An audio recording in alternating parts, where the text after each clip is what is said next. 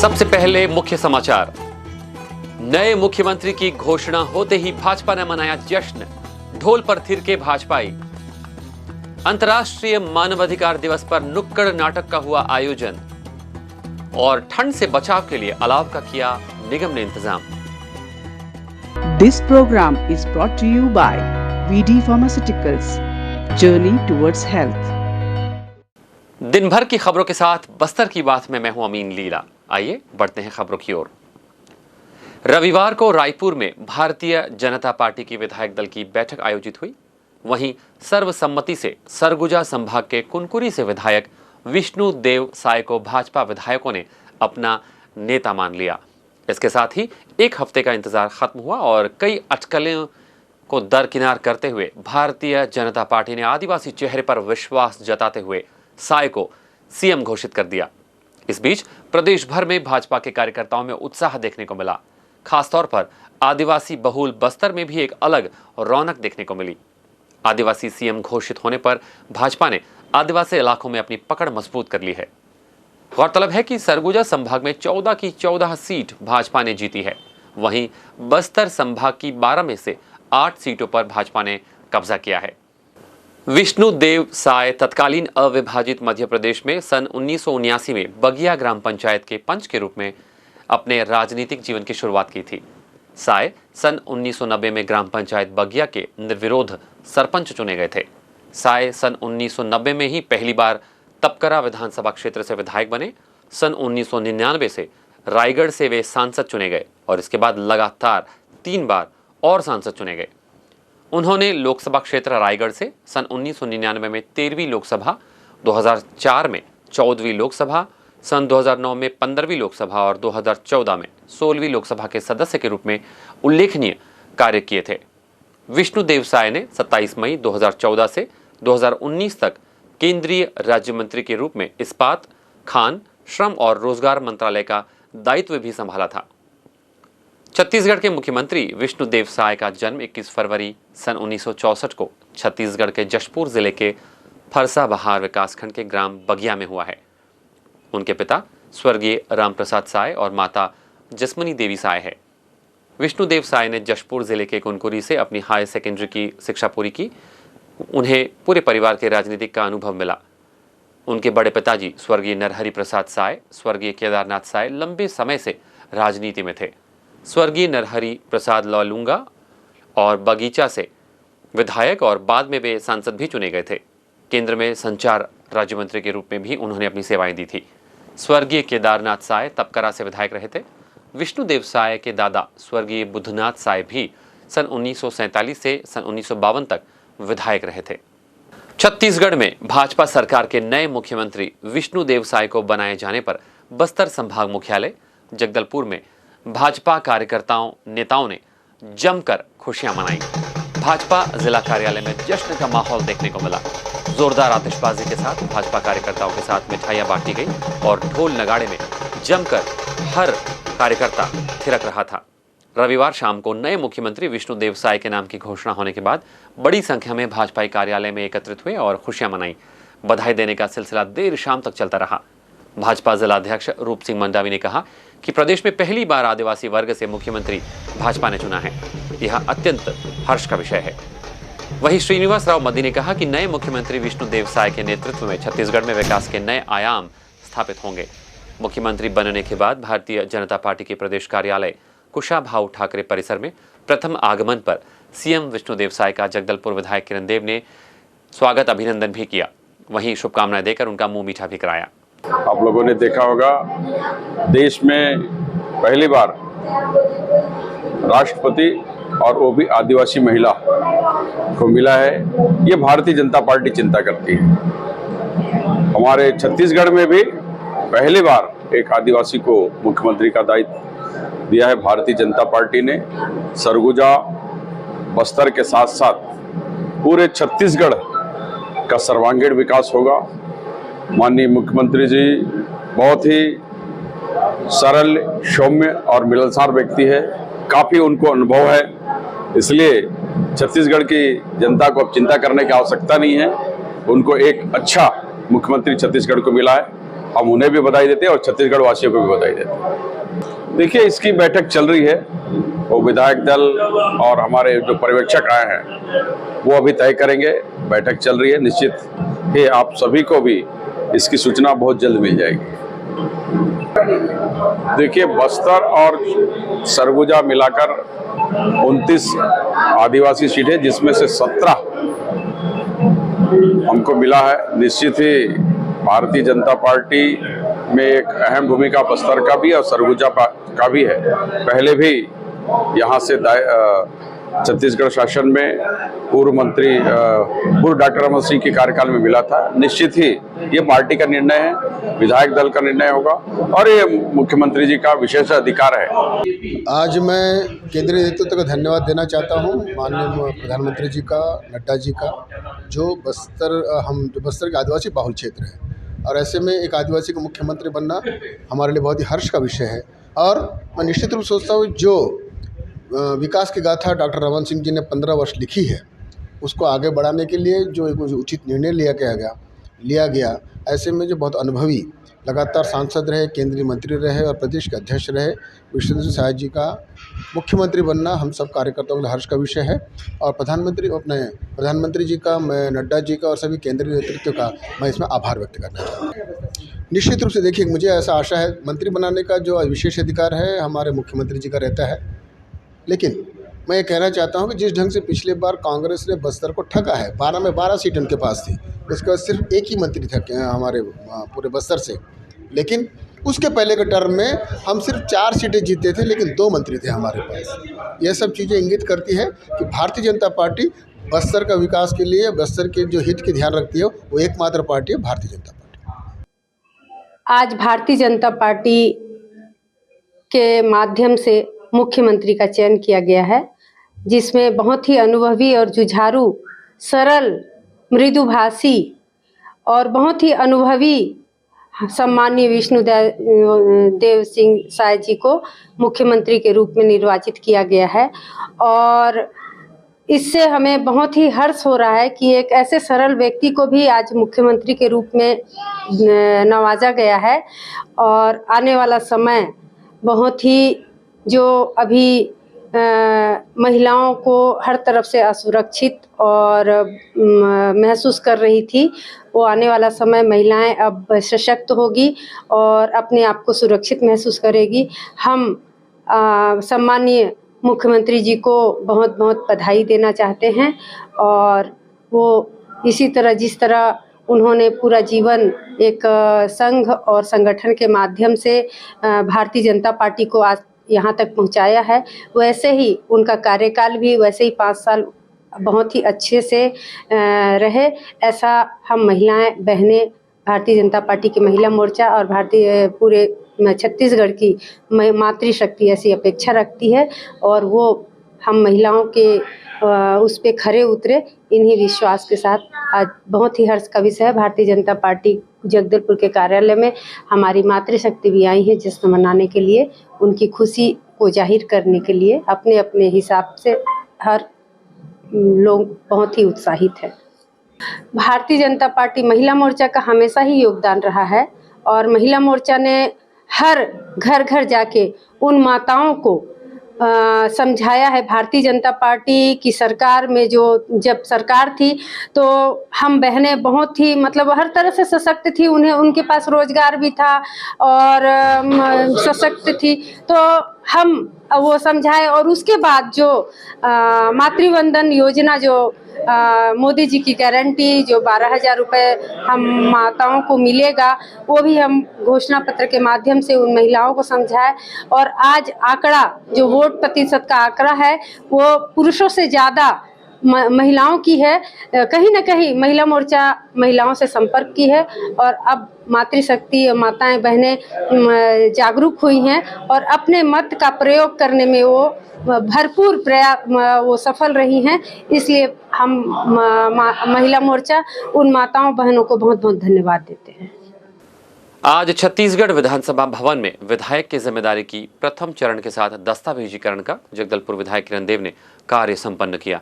साथ ही साथ विधानसभा में कार्यरत समस्त अधिकारीगण और कर्मचारीगण से भेंट मुलाकात की। और कहा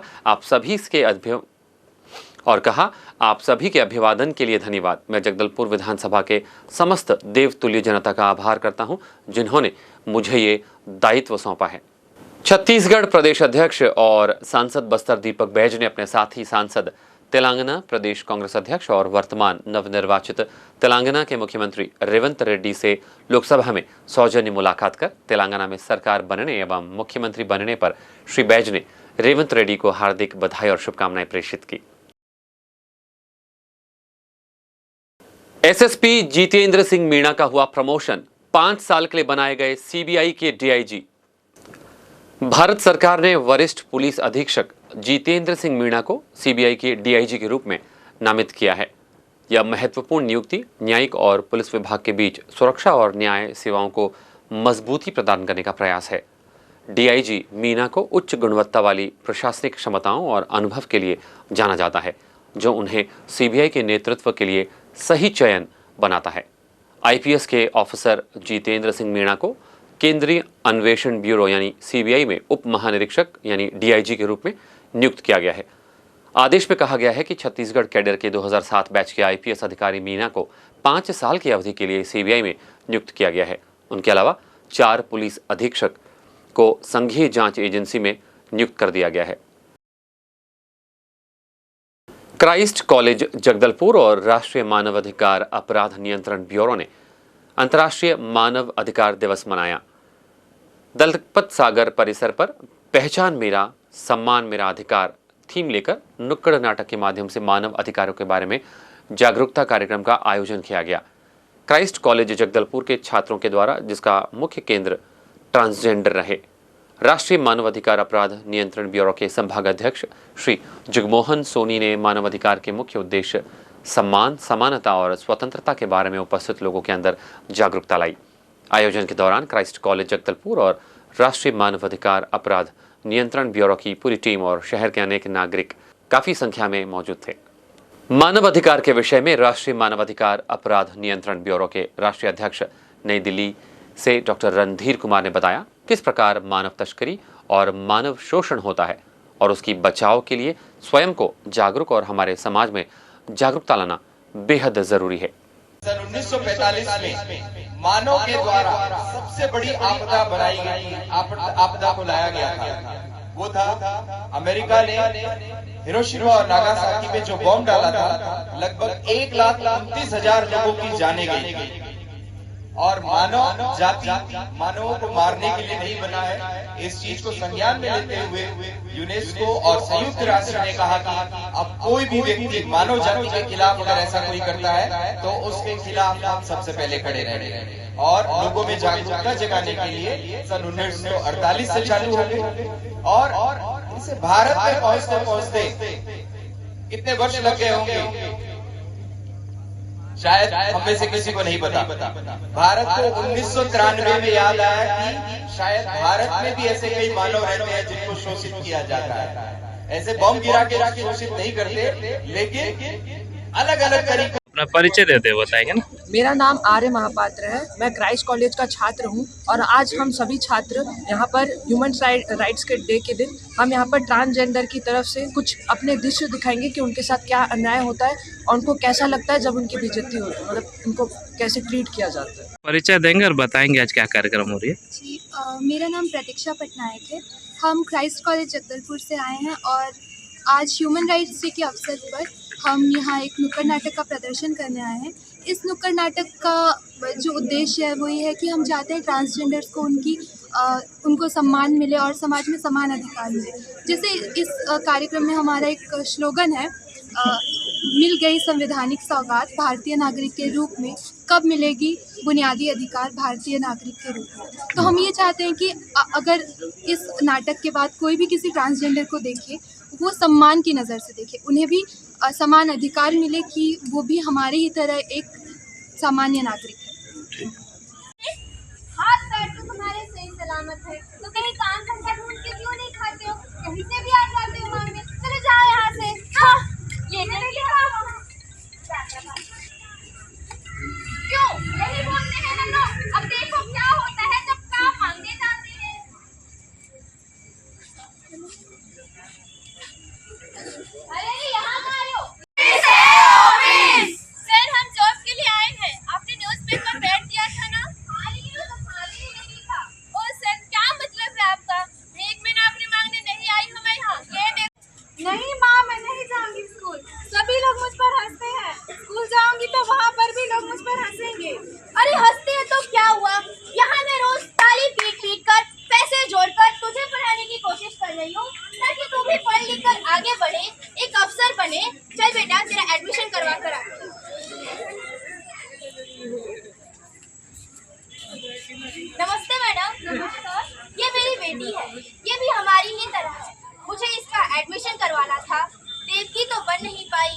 यशोदा। नहीं मैडम, ये नहीं हो सकता।